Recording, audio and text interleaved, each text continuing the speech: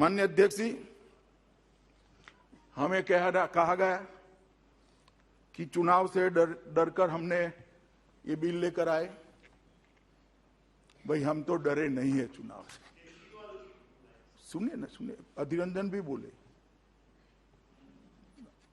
नहीं, मैं आपको कह ही नहीं रहा हूं, कहा गया ऐसा कर बोला। चुनाव से डरने का स्वभाव हमारा नहीं है। चुनाव में हार जीत होती रहती है, तो इसी का निरीक्षण कर रहा हूं। सुनिए ना, मगर मैं चुनाव से डरकर कैसे काम होता है वो बताता हूं। इंदिरा जी का चुनाव इलाहाबाद हाई कोर्ट ने निरस्त कर दिया। उसके बाद रातों रात जिस प्रधानमंत्री को इस सदन में वोट देने का अधिकार नहीं था, वो प्रधानमंत्री ने देश भर के सारे लोकतांत्रिक अधिकार छीनकर इमरजेंसी डाली। इसको डर कहते हैं, इसको डर कहते हैं। लोकसभा की मियाद 1 साल बढ़ा दी, इसको डर कहते हैं। और सुनिए, अभी सुनिए ना, सुनिए।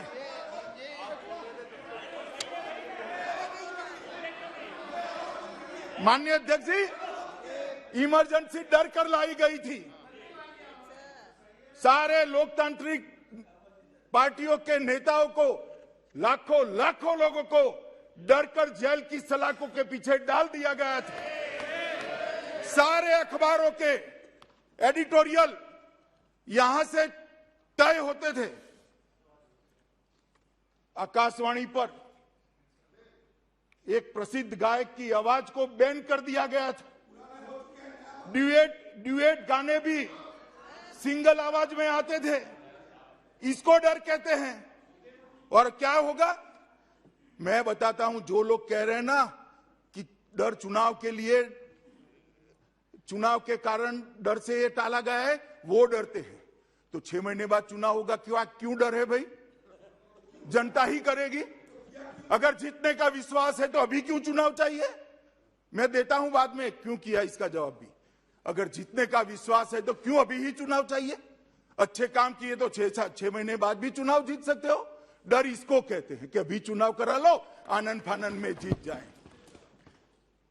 मगर माननीय अध्यक्ष जी, मैं कहने आया हूं कि अगर किसी को डरना है तो किसको डरना है?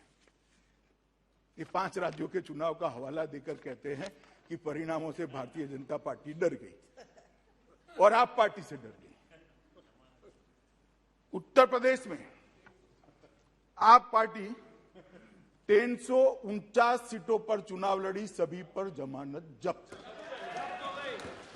उत्तराखंड में 70 सीटों पर चुनाव लड़ी, 68 सीटों पर जमानत जब्त।